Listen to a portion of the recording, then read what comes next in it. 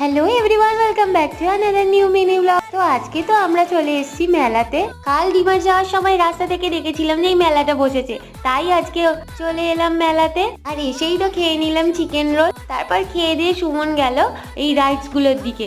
ও নাকি আজকে এই রাইডস এর মধ্যে একটা চেপেই ছাড়বে, আর আমি চাপবো না বলায় আমার সাথে ফাজলামি করে একটা বাচ্চাদের রাইডস এর জায়গায় এনেছে। বলছে নাকি ওইটাই আমাকে চাপাবে। তারপর এই রাইডসটা দেখছিল, যেটাই আমি একদম না করে দিয়েছি। দেখে তো আমার ভয় বুক শুকিয়ে যাচ্ছিল।